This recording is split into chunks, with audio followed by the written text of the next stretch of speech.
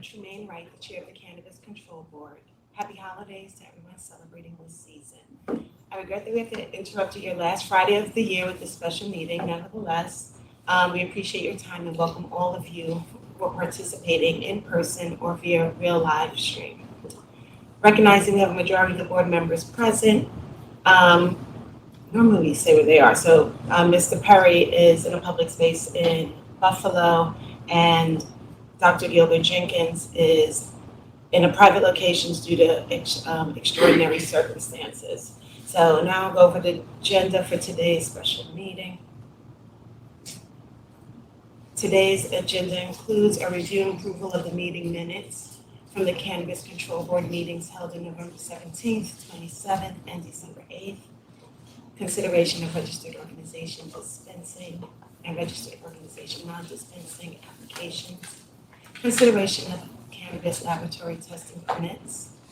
The executive director report, and then the board will adjourn. Our first order of business will be the review and approval of the meeting minutes from the November 17th, 27th, and December 8th, 2023 Cannabis Control Board meetings. May I please have a motion to consider and approve those meeting minutes? So moved. May I have a second? Second. Okay, and before the discussion, I am going to take a point of privilege here because we have a point of order from Dr. Gilbert Jenkins regarding our procedures and policy. Good afternoon, everyone. I'm a little bit frustrated that after we had this push to have a meeting before Christmas, and then there were questions that were asked and those questions weren't answered, and then there was this push to have another meeting now this week that I didn't find out about until last night. I'm on vacation with my family. As a board, we are not an at-will board that can meet whenever somebody wants us to meet. We meet every month. We've had our December meeting. There's no statement of what is an emergency for this to happen right now. And on top of that, we're being asked to consider things that we could easily be considering in our January board meeting in 2 weeks. And there are emergency things that we could be talking about, like the push that people are asking us to consider extending the grower showcase. So there's nothing on our agenda about working with the legislature, working with the state government to be able to extend the grower showcases that is actually helping our farmers here. So I'm really confused why I'm being asked to come off a vacation with my family to do this normal business that could easily be taken care of during our January meeting. And so I would just like some clarity on what's so important that I need to be here right now. Well, we have an agenda in front of us, but I do think the core of what you're talking about is the lack of process that we have in this, in calling our meetings and the manner in which we agree and or don't agree, and when time is allocated for it. I think that at this moment, it's really up to the board to decide what they would like to do as they move forward. Currently, you have agreed to one meeting per month, and that notice goes out to all of us. And that we agree, and there is a communal understanding. We recently just circulated our first quarter proposed dates. How is it that this board wants to move forward is really what the question is.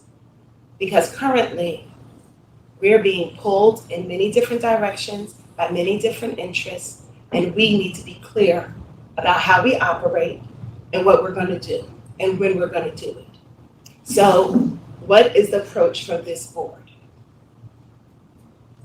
It feels to me like we're being asked to have this meeting that is very much helping one group of people and not helping others that could benefit from our time. And so why is it that it is so important for us to have this emergency meeting now instead of having a meeting in 2 weeks when we have our 3 weeks, when we have our normal board meeting where we could help everybody? So it really is a question for our body. How do we wanna approach things? How do we wanna move forward? We have had bylaws that were circulated to this body over a year ago. The last time I circulated them was February. Nobody on the board then has given any comments related to them. Those are the procedures and policies that would give life to the things that that are being brought up in this point of order, or the point of privilege, actually. So Chair, should we look at circulating them again? please, because I have not seen them. Okay. So let's look at circulating them again. You know what? Let me do that. I Excuse just me, want is to this add. on the agenda? Pardon me, is any of this on the agenda? Can I move that we? This is a point of privilege, Adam, Called in here for, and a point of order. Adam, we can't hear you, Adam. I think something was just touched. can you hear me now? Yes. Hear me now? I would like to get on with the agenda that we were called in here for today, that was published for the public, for a meeting that started 20 minutes late. Anything else can go in other business, and those of us who are called in here are here to that agenda. Let's get on with that agenda, and then we can cover anything else at another time or at the end of the meeting. I appreciate that, Adam, and we can move it forward. However, we do have a point of order in front of us regarding this, and so I'm trying to give us some structure on how we move forward as a body. And we've just discussed, and I think that when a point of order is called, the chair has the discretion to make a decision. I think the decision should be a group decision about how we want to move forward. If it is that we're going to create bylaws and maybe recirculate what was circulated a year ago now, so that we can have a discussion on them next month. Does that work for the members? No. That was not on the agenda. That was not on the agenda. And I was not called here for this, and this meeting started 20 minutes late. I would like to get to the agenda for which this meeting was noticed. Adam, I appreciate that you want to get to the agenda, but I really want to know why I'm being asked to be here. Because this is not our monthly meeting. And I want to know, what are the rules? What is the organization with which we decide when we're having a meeting, and not just we're being told by somebody else that we need to have a meeting, but as a board, what are the rules for how do we decide that, yes, this is the time to have a meeting? I agree, it is difficult to move forward when this is not on the agenda, but I think it's a really important thing that we discuss, that we can't just be pushed from outside forces to say, you need to meet now because you have to do this for us. I'm sorry, I don't work that way. If I may, we are a government board. We are not an independent body without other factors that influence how we operate. And we have been asked to meet to address the current agenda. I think that it is our responsibility to answer to that. If, with regards to the bylaws, the bylaws that were circulated last year were incredibly problematic. They countered even what's in MRTA in terms of the powers of the board, and needed the eye of our general counsel to review. I understand it's been a long time for that review process. I do not want that original draft to be circulated because it was unacceptable. What I would ask is that we have the general counsel circulate the draft that they've been working on in the council's office and allow us to offer input to that. Point of order, Yeah. this was not on the agenda, sent to the public. Point of order. If I may, This Chair, was not on the agenda. on behalf The of the public order that we are dealing with. So I'm going to ask you to please hold 1 second. Just want to deal with the Point of that is in order, front. point of order, this is not on the We have agenda. one in front of us, and the chair's not acknowledged you, Adam. So let us complete the one thought that we have 3 drafts Object, I move that we table this Send them proper to proper discussion. so that we can move forward with figuring out what our policies and our procedures look like, so that we can, and I guess I'm also a little concerned that we are getting ready to go into our third year with this, so I do think it is timely. All of this has made it rise to a head because Point of order, this is improper discussion. It's not on the agenda. for us, I'm going to say let's circulate the 3 drafts that currently exist. Please bring comments so that we can have a discussion as a board and figure out how we're going to move forward, so that we understand what our plans look like, and if we're actually doing it in a way that makes the most sense. But that is what I'm saying from regarding that point of order. Now, excuse me, Adam, you say you have a point of order as well, please. Can we get on with the agenda and stop talking about things that were not on the agenda and not notice to the public and that are not points of order? What I'm making is a point of order. That was not a point of order. That was an improper addition to the agenda without seeking consent of the body to amend the agenda. It was not noticed to the public. Can we please get on with the meeting that started 20 minutes late? And yes, we are going to move on to those the agenda that is currently before us, and we're ready to begin the discussion of them. Is there any discussion? Hearing none, we'll call for a vote. All in favor? Aye. Aye. Aye. All opposed? All abstained? Aye.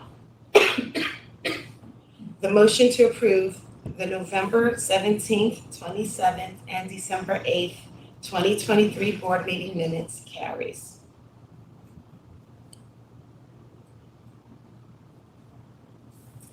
And now we're going to have the first resolution of our day today. May I please have a motion to consider? Resolution number 2023-50, consideration of registered organization dispensing and registered organization non-dispensing applications. Oh, Madam Chair, if I may. Yes. I'd like to put on the record that I am recusing myself from Resolution 2023-50 out of an abundance of caution. I have no direct conflicts of interest because my employer doesn't sign LPAs or bargain CBAs with the cannabis industry in New York. However, I've sought guidance from counsel at OCM and the New York State Commission of Ethics in regards to what might constitute indirect conflict. The governor appointed me because of my labor matter expertise, and I intend to bring that to bear as a board member of this board consistent with the Code of Ethics set forth in Section 74 of the Public Officers Law. Thank you very much.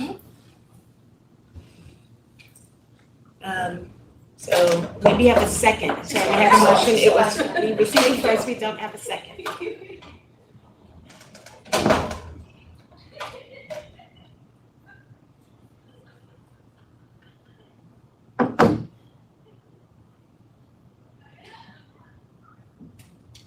No, they heard you with the door.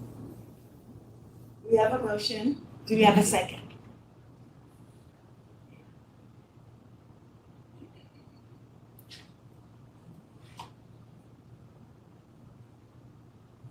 I will second it, but not happily.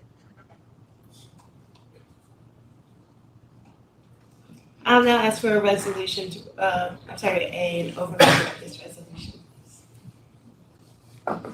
Thank you, Madam Chair. The 2 registered organizations in front of the board today have completed our requirements for transition to an Article 4 registered organization dispensing license and registered organization non-dispensing license. They submitted required plans, including environmental impact plan as well as community impact plan, and they will be able to begin dispensing cannabis products, those that are applying for the dispensing component as soon as December 29th. I'm able to answer any questions. I want to know why after the last time we said that we wanted more information wasn't given. So I know the chair had asked for information about whether or not there were direct contracts. So this was stated to me that the fact that I was not ready to hold an emergency meeting meant that I was anti-farmer. I'm really angry about how many times in the past 3 weeks I've had to defend my stance about how I support New York farmers. And so I know the chair had asked for, were there contracts that said that the ROs wanted to or had in place to buy from farmers because they are vertically integrated, so they don't have to do that. So I want to know, have those questions been answered? Board Member Gilbert Jenkins, I'm not sure who called you anti-farmer, but a contract to be in place after or before Chris, you did. registration was authorized. It was in your email. Can we please not have this? Contract with a registered organization and an adult use conditional processor or adult use conditional cultivator before today's vote would have been illegal because a registered organization has not been approved to transition into the adult use market, is not authorized to purchase products from an adult use conditional cultivator. Today's action, should the board vote in favor of the registered organization transitioning, would allow such a contract to be developed and secured. I think what was being identified in our conversations last week, as well as by what Dr. Gilbert Jenkins just said, is that transactions don't begin overnight. They don't begin after the fact. We have a triggering event happening at this meeting, and it is extremely commonplace. Even when anyone that's purchased a home knows you don't walk in after the triggering event and then suddenly see your mortgage for the first time. A document, and please, the chair has not acknowledged you. Please refrain. So those were the questions those were the root of the questions that were being asked.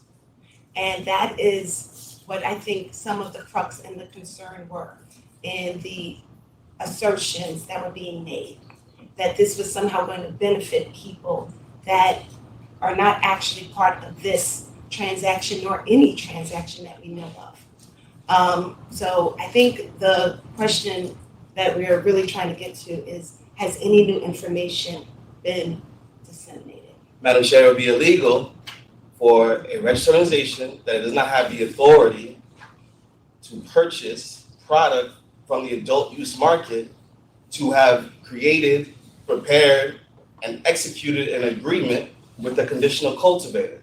The board has the power to authorize or not authorize a registered organization to transition into the adult use marketplace.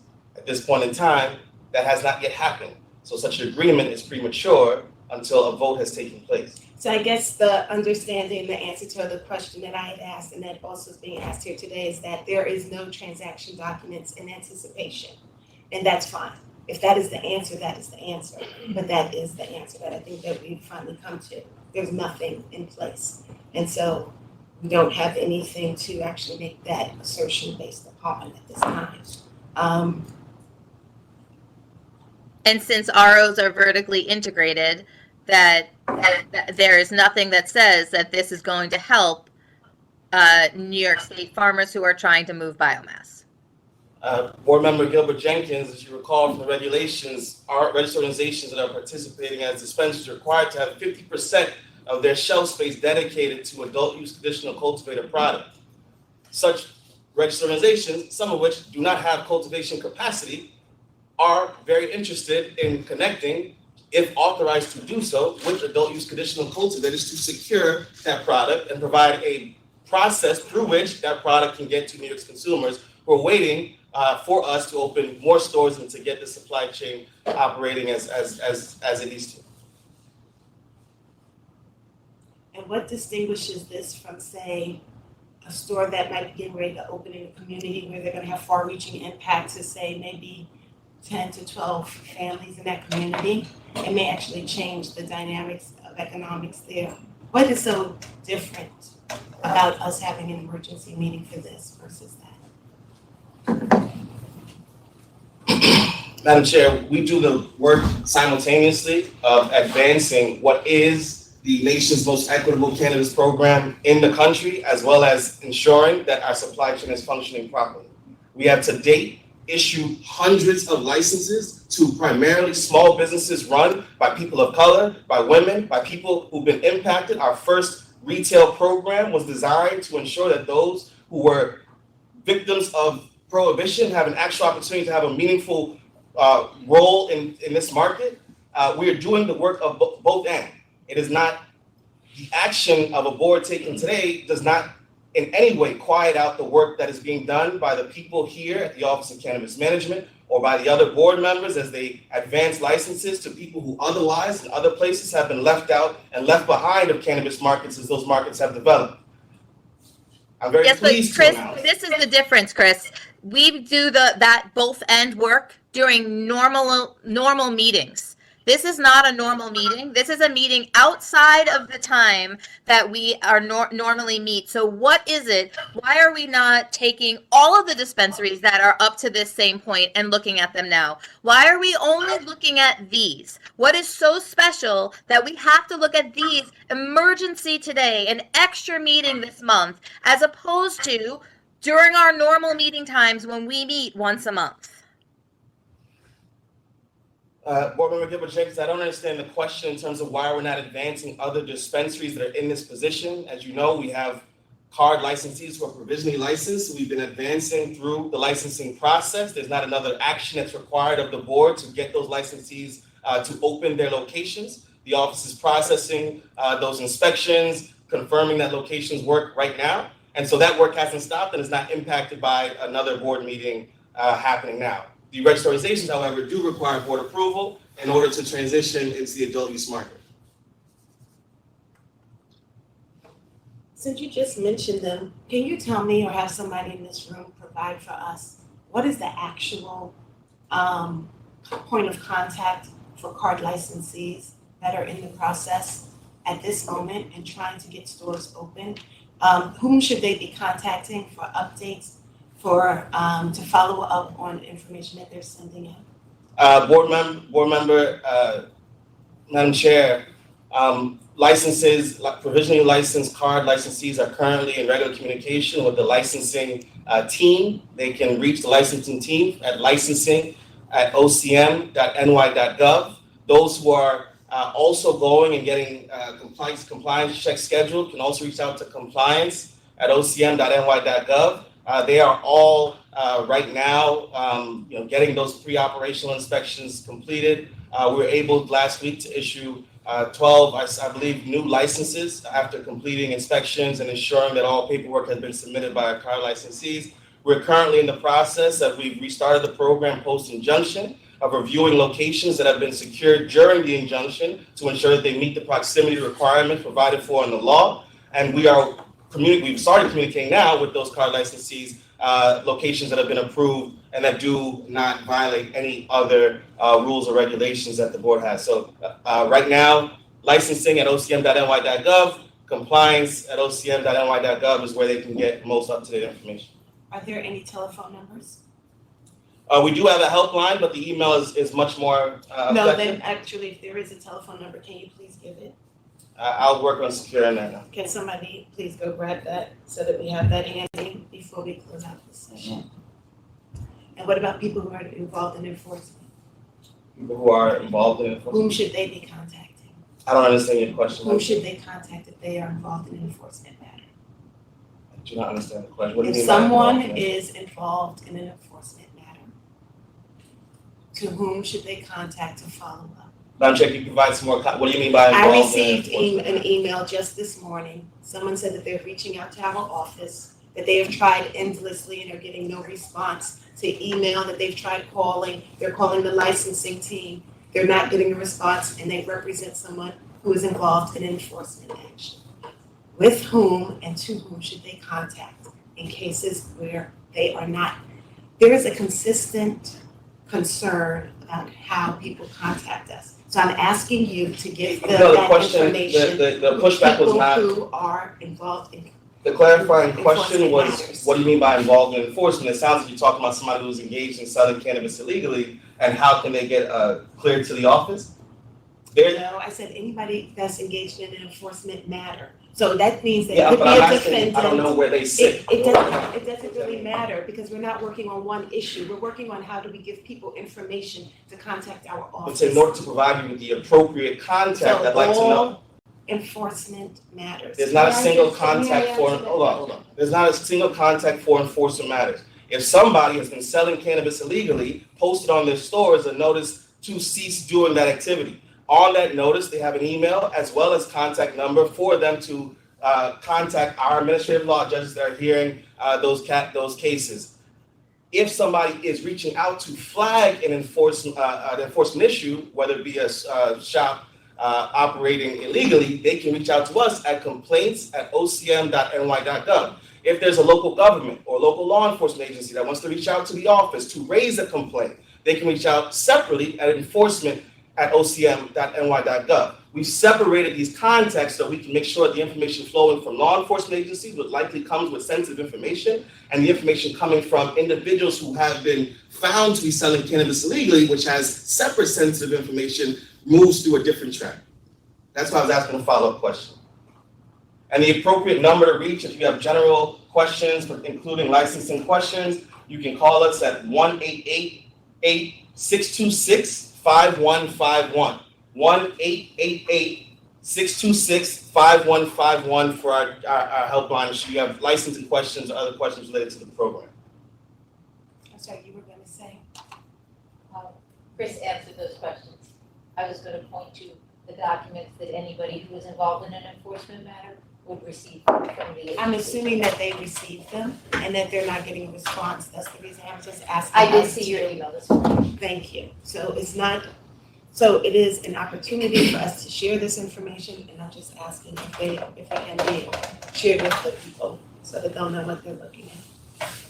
Are there any additional questions regarding this motion that is before us?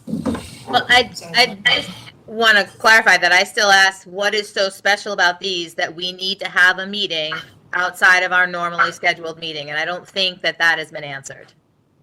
Well, Board Member Gilbert Jenkins, the office put forward in front of the board the concept of a cannabis grower showcase, acknowledging that the state had a lack of dispensaries and a need to increase the access for New Yorkers to legal regulated cannabis. We also put forward that program acknowledging that supply chain was being held up by the injunction and that we had 100,000 plus pounds of biomass that was waiting to get processed and onto store shelves. Right now, if the board votes, the board can add another dispensary to the count today, as well as another organization that has the ability to process existing biomass to support New York small farmers, as well as a dispensary that's going to have 50% of its shelf space represented by New York small farmers.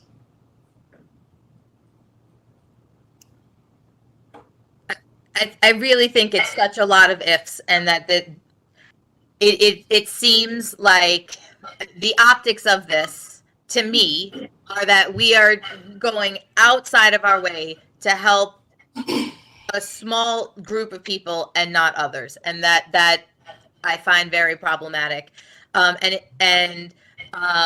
If this emergency meeting is really about helping move more biomass, why aren't we also talking about the extension or ways of working with New York State government to be able to extend the grower showcases? I mean, that to me would be an agenda that said we are trying to help farmers all together. This agenda is just a look, we want to get this passed as soon as possible, and we're helping this small group, and I really have a problem with that.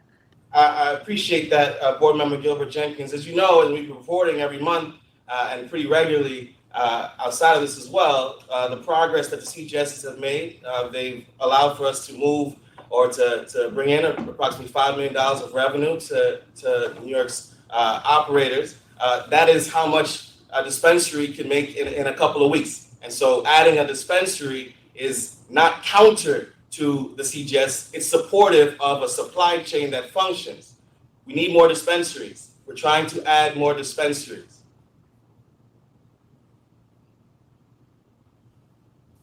Is there any more comments, questions?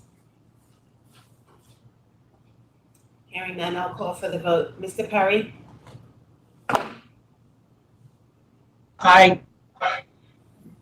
Dr. Gilbert Jenkins? I abstain. Ms. Knight? Aye. I abstain as well. The motion to approve consideration of registered organization dispensing and registered organization non-dispensing applications fails. For our next order of business, may I please have a motion to consider resolution number 2023-51, consideration of cannabis laboratory testing permits, and let's please call Member Garcia back. It's a sliding door.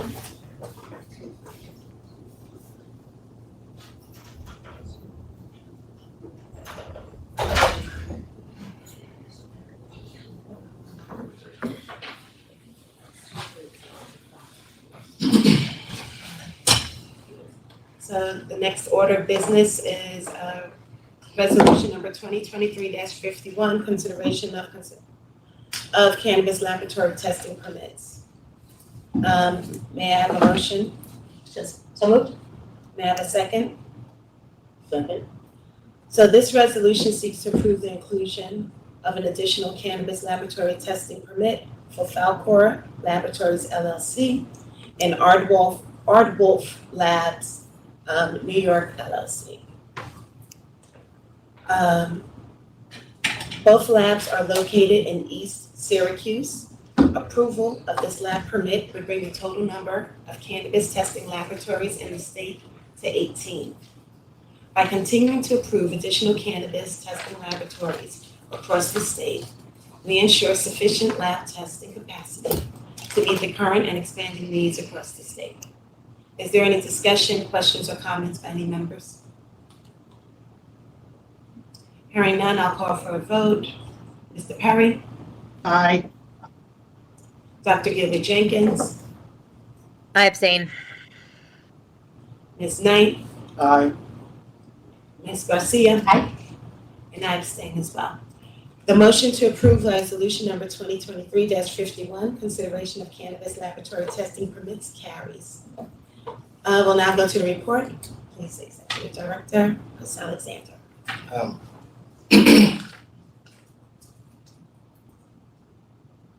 Thank you, Madam Chair. We will just flag for all in attendance and all joining us today. The OC is preparing to drop the annual report, which will have further details of the progress that's been made this year. We're excited for what is ahead in 2024.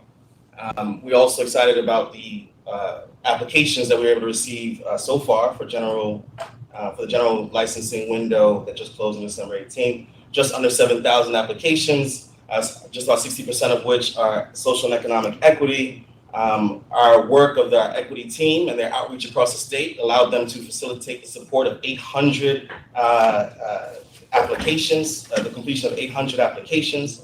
And our external affairs, communications, and policy teams hosted over 20 events across the state, educating New Yorkers about the licensing opportunity that's being created. I want to just flag a couple of quick items of housekeeping. Within the next 2 weeks into the new year, our team will have a webinar for open to all applicants to give them some instructions as to what's to come in terms of next steps. We will walk you through the cure process, the type of outreach that will be coming from our team, both our licensing and compliance team, as you work to complete or ensure that your application that was submitted is complete. I'm just reminding everybody to apply to ensure that the contact emails you put forward and that your attorney put forward, should you have put forward an attorney, are ones that are being checked regularly, as we'll start that outreach in the immediate future. Currently, we, as I said earlier, to card licensees who've been provisionally licensed, we're waiting on some next steps. We have begun sending out the approvals for certain locations to ensure that those locations meet proximity requirements. Those will continue to go out for about the next 2 weeks as well. And so please stay tuned for that. This is really flowing out of the webinar that myself and our First Step Director, Patrick McCage, hosted a couple of weeks back, where we instructed you all to submit your post-selection applications and the notification to us on the location that you would like to move forward with. The AUCC and AUCP licensing, their transition from their existing conditional license to a full license or permanent license, that window will be reopening. We did have a lot of our AUCC submit their transition documents before the December 18th window, but we will be reopening that in January or February, depending on how much we get through in the immediate future. Also will flag the Type 3 processor license. Will also, we communicated this out, but echoing it here, would also reopen. And as previously discussed, we'll be looking at additional licensing opportunities for individuals interested in getting into the New York cannabis market. We are just starting, and there's a lot of space left for more folks to come in, and so we'll be working to notify everybody of that opportunity. And then the last thing is just, as we're dropping our annual report, we're also in January, at our January board meeting, going to provide a more comprehensive year-end review that allows folks to have a full picture of what and how the New York cannabis market performed this year. That is it. Thank you, Chris. And did the notice include a public comment? Okay. And just to be clear. Okay, I'm sorry. Are there any questions for the director? Yes. Chris, I understand that the agency has sought outside assistance to ensure that applicants are meeting the bona fide labor piece standards set by Myrtle. I was just wondering if you could give an update on the status of getting that contract approved by OGS. Absolutely, and as all licensees and folks who are interested in coming into the space should be aware, the execution of a labor peace agreement and maintaining compliance with state labor peace agreement is a condition of licensure. We have sought outside counsel, outside support for that, and we're working with the state approval bodies, particularly OGS, to get that contract executed and approved. But we've done all the paperwork presenting the need for that contract to move forward. Do you know how much longer it's going to take for it to get approved? I do not. Linda, do you have anything on the time for approval? If we're able to adjust it within the week, I don't think it should take too long. There are a couple more steps. It goes through up to the Office of the State Controller. So fortunately, vacations are over, right at the beginning of the year, so hopefully it works good. Okay, thank you. Are there any additional questions, comments? Okay, hearing none. And since we're not having a public comment section during this meeting, as was noticed earlier, so thank you very much for participating. It's always great to have you all join us, so we really appreciate it. Thank you. Please note that the time, location, and a live stream link will be shared on cannabis.ny.gov in advance of the next Cannabis Control Board meeting, and a recording of today's meeting minutes, and a transcript will be posted as well. May I have a motion to adjourn today's meeting? So Second? Second. All in favor? Aye. Aye. Okay. The motion to adjourn this meeting carries. Meeting adjourned. Thank you.